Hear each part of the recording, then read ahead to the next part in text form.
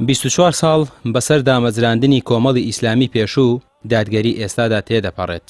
ئەو حیزبەی لە بزافێکی چەکداریەوە دەستی پێکرد و دواتر لە چوارچەوەی گۆڕانکاریە ناوچەی و نێوخۆیەکانی عێراق و هەرێم و لە پێنا و بەرژەوەندی خەڵک دەستی بە خەباتی مەدەنی و سیاسی کرد.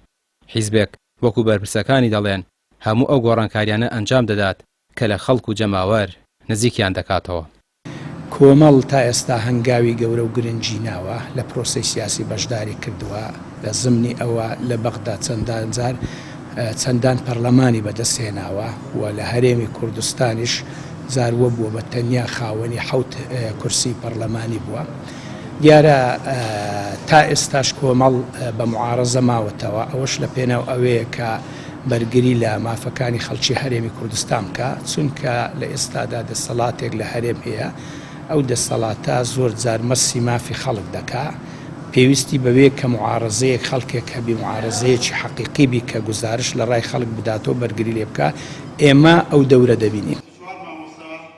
کۆمەڵی دادگەری جگە لە بەشداری لە کای سیاسی لە ڕووی پەروەردە و پێگەیاندنیشەوە لەگەڵ گەشە سیاسیەکەی هەنگاوی ناوە.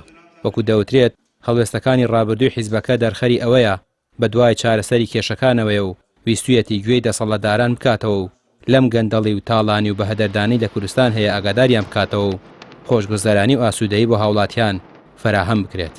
کۆمەڵ هێزێکە بەرنامە سیاسیەکەی هاوتەری بە لەگەڵ خەمی خەڵک و هاوتەری بە لەگەڵ ئێش و ژان و ئازارەکانی خەڵک.